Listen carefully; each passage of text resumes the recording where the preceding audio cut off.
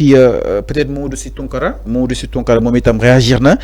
par rapport ak li nga xam ne que moo di Pastef ak li nga xam ne que moo di tolluwaay wi. Alors du côté de la régie donc laata ñu leen daal di ñëwal si li nga xam ne que moo di coowal RTS ak Aïssatou Diop Fall dinañ si daal di ñëw yëf yi fan la daal di war a mën a mujj ak aussi ministère de la communication par rapport à wàllu wu mais nous y reviendrons en détail dans quelques instants inchallah. Mais tout d'abord j'aimerais que ñu daal di ñëw parce que ba léegi ñu ngi woon si logique Pastef nous étions toujours dans une logique justement où on parle le parti au pouvoir Pastef donc nous y restons toujours ñu ñëw si li nga xam ne que moo di Ousmane Tounkara.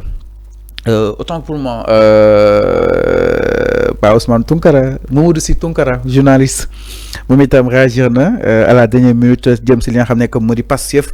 ñi nga xam ni itam noonu la jotee si pouvoir bi waaye itam liggéey bi nga xam ni itam jot na ko daal di defar ni jëm si wàllu wu ni mel la donc Mamadou Sy Tounkara jàpp na ni le Pastef a conquis haut la main le pouvoir au Sénégal c'est-à-dire gulet ñu fiy daal di gis benn président boo xam ni itam fal nañ ko avec 54% au premier tour askan wi amoon nañ yaakaar si ñoom moo waral ñu daal di dénk Ousmane Sonko daal di toll soo jëlee si téeméer juróom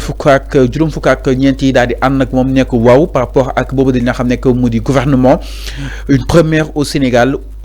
Pastef a conquis justement le pouvoir ainsi 54% des votes dès le premier tour de la présidentielle du 24 mars 2024 et 54 encore au mois de novembre pour les législatives loolu nag mu leen daal di attribuer benn majorité mécanique au sein de l'Assemblée nationale avec 131 députés sur 160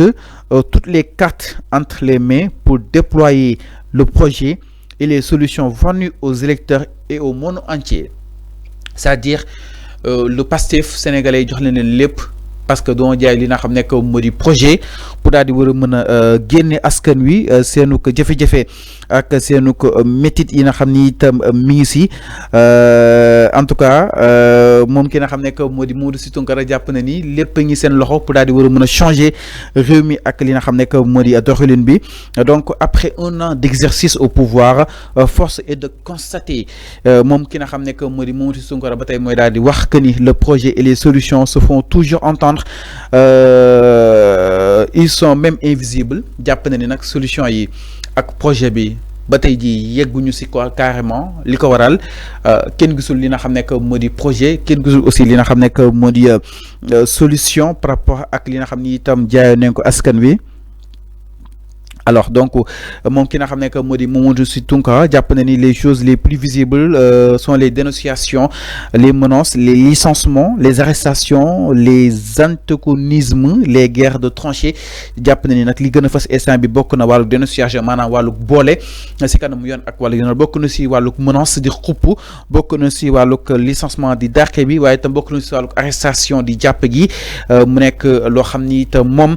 Ousmane moom Mamadou Sy Tounkara dikk na si nu mu gën a yaatu par rapport ak les guerres de tranchées moom ki nga xam ne que moo di Mamadou Sy Tounkara aussi jàpp na ni le pays ba tey jubóoguñu jëm si événement yi nga xam ni itam génn nañ ko c'est-à-dire après les insurrectionnels année 2021 jàpp li nga xam ne que moo di 2024 loolu nag mu daal di coûter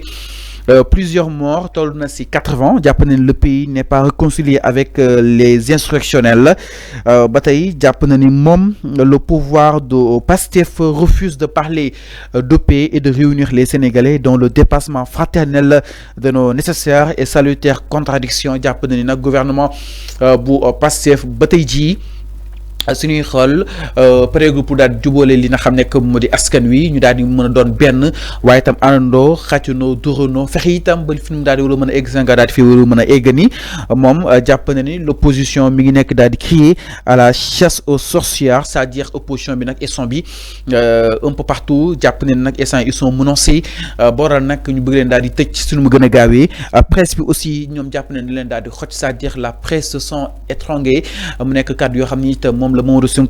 Sy Tounkara daal di yëkki en tout cas aussi les syndicats sont à l'affût emploi amatul mu nekk kàddu yoo xam ni itam yëkki na ko ba tey moom Mamadou Sy Tounkara mu nekk kàddu yoo xam ni itam defee na tey la chronique depuis ce matin que tout le monde en parle par rapport ak li nga xam ne que moo di éditorial bi nga xam itam def na ko si en tout cas mu daal jàpp ni il n'y a ni animation ni incitation ni stimulation économique, c'est-à-dire amul benn animation jëm si wàllu koom gi ak li nga xam nekk moo di doxalin bi. Bien au contraire, la campagne arachidière a été décevante. Les exportations ont diminué alors que les importations ont augmenté. Le commerce souffre, les éleveurs, les pêcheurs et les artisans appellent au secours. Fu nekk nag ñoom ñi ngi woote li nga xam nekk moo di wàllu jëm si li nga xam ni itam moom la réew mi di daal di doxee. En tout cas aussi jàpp na ni les investissements directs étrangers jamono ji nag aussi ñi ngi koy daal di xaar ni fan la daal di war a mën a toll nii seen amélioration jëm si wàllu technologie bi ba si wàllu industrie bi lépp rek ñi xaar à ce que bu daal di relever yooyu des défis du monde moderne. En tout cas mu nekk loo xam ni itam moom ki nga xam nekk moo di Mamadou Sy Tounkara yëkkati na ko jàpp ni aussi il y a eu des concertation sur la justice, les transports, le commerce et l'industrie, mais les applications ne sont pas encore au rendez-vous, c'est-à-dire à mon ay waxtaan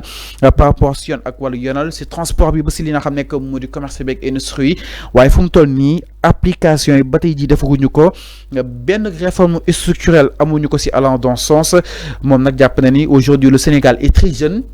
et que le Sénégal a besoin de sa jeunesse boo xam ne itam ba tey mi ko ne daal di braver les flots dans les pirogues de la mort. Sans doute sont-ils choqués d'entendre une stratégie nationale de développement horizon 2050, c'est-à-dire suñu jàppee ni fii ak 2050 réew mi dina daal développer, est-ce que duñ daal di tiita ni jëm si urgence yi nga xam ni itam taxaw neen si réew mi. Donc jàpp na ni itam mu nekkoon ay promesses de rupture yoo xam ni itam ñoom diggoon nañ ko askan wi te ba tey jii mi ngi xaw a yéex ginnaaw 1 an 2 mois yoo xam ni itam def nañ ko si nguur gi ñi daal di xaar li nga xam ne que moo di ay rupture yu considérable par rapport ak wàllu wu nu mel. Ousmane Mamadou Sy Tounkara aussi wax na si wàllu pétrole beeg gaz bi waaye itam ak yenn ressources yi nga xam ni itam ñal na suñu moomeel fii si réew mi jàpp na ni itam faaw ñu daal di takkal Eldorado bi nga xam ni itam jamono ji ñu koy daal di waxtaan si jeunes yi daal di génn li nga xam ne que moo di jël géej gi di utali foofu saanu ko biti réew. En tout cas moom jàpp na ni on peut faire court, il n'y a aucun secteur d'activité dans les voyants sont ouverts. Moom jàpp na ni nag benn secteur privé benn secteur activité nekkul vert. En tout cas en ce moment donc le Sénégal après 1 an d'expertise absolue du pouvoir par le Pastef, le projet et des solutions sont encore invisibles. moom ki nga xam ne que mu di Mamadou Sy Tounkara kaddu yooyu la daal di yëkki def une analyse par rapport ak la situation du pays. jàpp na ni nag mi ngi daal di woo Ousmane Sonko ak le président Bassirou Diomaye Diakhar Faye sur les urgences de l'heure bokk na si wàllu ko pêche bi waaye itam verre yi ñu daal di koy amalaat si li nga xam ne que moo di réew mi nekkaat si vert par rapport ak li nga xam ne que moo di wàll wi nag mu doon ay détails yoo xam ne te andi na ko si nu mu gën a yaatoo tey jii sur sa prise de parole mu nekk éditorial boo xam ni itam en tout cas jur na li nga xam ne que moo di polémique et que tout le monde en parle par rapport ak li nga xam ne que moo di wàll wi. donc nag mu nekk loo xam ni itam dañ leen ko daal di jàngatal li nga xam ni itam yëkki na ko jàpp na ni nag instant bi jox na leen pouvoir yëpp présidence 54% Assemblée nationale 54% majorité confortable. Donc qu'est-ce qui leur manque à ce que pour daal indi ay issue de solution rapide pour faire sortir les Sénégalais situation bi nga xam ni itam ñi ngi si en tout cas mu nekk loo xam ni itam peut-être ñu koy daal di war a mën a xaara ni lu yàggatul dara incha allah jëm si urgence yi nga xam ni itam ñu daal di war a mën a interpeller. Alors ñu daal ñëw itam si leneen sans plus tarder mbokk yi donc du côté de la régie ginnaaw li nga xam ne que moo di